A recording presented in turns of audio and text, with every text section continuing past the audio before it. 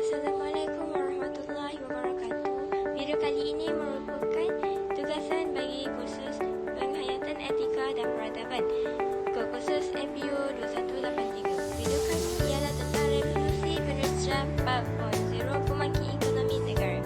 Saya Afifah binti Ayub daripada kos Diploma Syariah Islam Biometrik KST 230601019. Mari kita teruskan lagi dengan masa revolusi perindustrian. Revolusi industri adalah perubahan besar dalam cara produksi, teknologi dan masyarakat yang terjadi dalam sejarah manusia. Ini melibatkan pengenalan teknologi baru yang mengubah cara bekerja dan hidup. Contohnya termasuk penggunaan mesin wap pada abad ke-18 dan teknologi digital pada era moden. Assalamualaikum, nama saya Nur Amalina binti Ruslan daripada Diploma Pengurusan Dakwah. Jadi hari ini saya nak akan terangkan tentang contoh-contoh barang-barang perindustrian dan juga jenis-jenis industri dekat Malaysia. Assalamualaikum warahmatullahi wabarakatuh. Saya Anis Anissa binti Kamarudin daripada Diploma Usuluddin. Saya akan menerangkan tentang faktor-faktor dan kesan-kesan revolusi perindustrian. So yang pertama, contoh-contoh barang perindustrian dekat Malaysia ni biasalah ada banyak. Biasanya kalau dulu diorang gunakan bahan-bahan ni, diorang tukar. Contoh orang Melayu nak emas ke dia orang luar nak emas ke, dia akan tukar dengan Malaysia. Dia akan guna nama benda alat tukar-tukar tu sistem barter biasanya. Kalau dulu faktor negara dijajah adalah sebab bahan mentah dan juga kedudukan strategik. Jadi bahan mentah ni yang pertamanya adalah biji timah. Biji timah ni dia boleh buat banyak lah. Biasanya biji timah ni diguna untuk industri mengentinkan makanan. Untuk biji timah dia buat rumah-rumah kalau dulu kan. Jadi yang keduanya getah. Biasanya getah ni dia boleh buat getah scrap, kepingan-kepingan getah yang color oranye tu, dan juga tayar kereta apa semua. Jadi seterusnya adalah dia ciptakan kapal. Untuk apa? Kapal ni dicipta untuk bawa semua muatan-muatan banyak untuk pergi ke satu tempat. Sebab biasa orang dulu kan dia berdagang. Jadi kapal tu bertujuan untuk jimat masa lah, jimat kos kalau kita guna kapal. Jadi seterusnya kita masuk kepada jenis-jenis industri dekat Malaysia. Dia ada 3. So yang pertama, industri perindustrian yang ringan. Maksudnya yang pertama ni industri memproses bahan mentah tu untuk jadi sesuatu yang barang yang lebih bermutu. Contohnya macam kelapa sawit biasa kita buat margarin, kayu balak buat perabot, getah buat macam tadi tayar. So yang keduanya industri dekat desa. Dekat kampung ni biasanya orang-orang dekat kampung ni dia pandai buat anyam tikar, buat kain batik. Kalau orang Kelantan biasa buat kopok lekor. Dan orang dulu juga biasanya buat barang-barang tembaga, perak dan juga ukiran kayu. Contoh macam rihal. Bukan rihal yang plastik tu, rihal yang kayu. Yang kayu.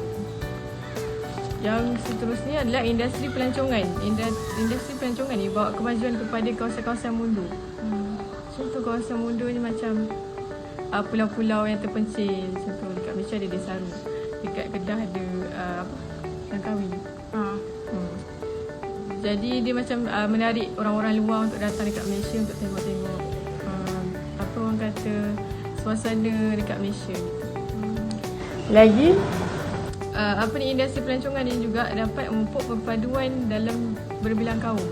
Maksudnya biasanya orang-orang luar, orang Malaysia lah, Sabah, Sarawak, betul-betul orang datang kat sini. Jadi dapat memupuk perpaduan kaum ramai-ramai.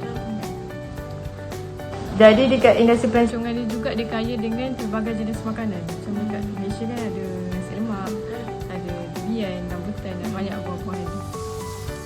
So itu saja. Kalau faktor yang boleh menyebabkan berlakunya revolusi perindustrian dekat negara kita ni, sebabkan berlakunya peperangan. Maksudnya masa tu kita adalah berlaku perangan kita dengan British kan. So kat situ tercetusnya lah perubahan sosial dan institusi. So kat situ lah menyebabkan berlakunya revolusi perindustrian kat negara kita. Lepas tu kalau bilangan kanak-kanak yang baru dilahirkan akan meningkatkan sumber tenaga kan, pembangkitan tenaga kat negara kita. Macam lebih ramai pekerja yang boleh buat semua kerja-kerja dekat negara kita tu masa tu. Macam biji temaga kan semua tu. Lepas tu revolusi pertanian macam tak ramai orang bekerja sangat. Sebab masa tu dah ada industri-industri kecil. Maksudnya masa dah ada kilang-kilang yang baru buka. So ramai yang dah bekerja dekat kilang-kilang tersebut. Lepas tu inovasi teknologi ni pun ada dalam perindustrian sebab daripada kilang-kilang tu mesti ada mesin-mesin dia. So dekat situ adalah enjin-enjin dia dekat mesin-mesin tersebut. Contoh je kalau dekat dalam kereta api. So mesti ada enjin kan nak gerakkan mesin kereta api semua tu. Saya Hanis Kerina binti Muhammad Hatta memegang nombor matriks KLD 230602003 dan Saya Niana Johanna Ahmadiyah binti Ahmad Supari memegang nombor matrik KSG 2306010009. menurut Dr. Ishak Ishak yang merupakan Ketua Setiausaha Kementerian Perdagangan Antarabangsa dan Industri, revolusi perindustrian 4.0 ini merupakan teknologi yang digabungkan untuk meningkatkan lagi keupayaan mesin yang diperoleh sebuah syarikat untuk menjadi lebih baik, dapat menjadi lebih banyak pendapatan dan meningkatkan lagi kualiti syarikat mereka. Dan daripada apa yang diperkatakan oleh beliau ini, sebenarnya hal ini mampu mengurangkan masalah pendapatan rendah dalam kalangan rakyat sekaligus menjadi bukti bahawa revolusi perindustrian 4.0 mampu membangkit ekonomi negara dan peningkatan produktiviti ini mampu mengurangkan lagi masalah harga barangan yang tinggi sekaligus menyumbang kepada pelaksanaan sektor perdagangan dalam negara yang lebih lancar. Bagaimana menurut awaknya? Wah, saya sangat setuju apa yang dikatakan oleh Hanis.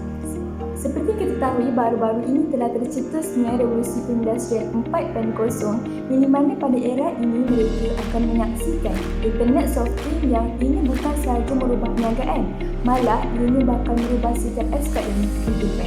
Kenapa dikatakan sedemikian? Kerana seiring dengan zaman yang serba canggih dan moden ini, dengan adanya internet software, ia akan memudahkan lagi bagi para pelajar dan guru untuk mencari sebarang maklumat. Perkembangan yang pesat dalam bidang perindustrian ini bakal meningkatkan lagi taraf hidup bagi golongan pekerja sekaligus mengurangkan kos operasi dan meningkatkan lagi faktor pengeluaran. Pelaksanaan industri 4.0 ini dilihat mampu menarik taburan langsung asing ke dalam negara kita dengan nilai tambahan tertinggi serta teknologi yang canggih ke dalam negara. Nama saya Alza Batrisha binti Hairudin, nombor matrik KLD 230602001. Baiklah, sebagai penutup pembicaraan ini, revolusi perindustrian telah memberi impak yang besar kepada negara dengan memberi kemajuan kepada ekonomi dalam sektor perindustrian. Sekaligus telah memberi taraf hidup rakyat dalam masalah ekonomi dan membuka mata rakyat dalam kemajuan sektor perindustrian. Oleh sebab itu, semua pihak termasuklah media massa, pihak kerajaan dan bukan kerajaan harus berganding bahu dan melaksanakan obligasi masing-masing demi menggalakkan lebih ramai lagi rakyat Malaysia terlibat dalam sektor perindustrian. Jika hasrat ini berjaya, tidak mustahil negara ini dapat berdiri sama tinggi dan duduk sama rendah dengan negara-negara maju yang lain. Sekian, ini sahaja daripada kumpulan kami.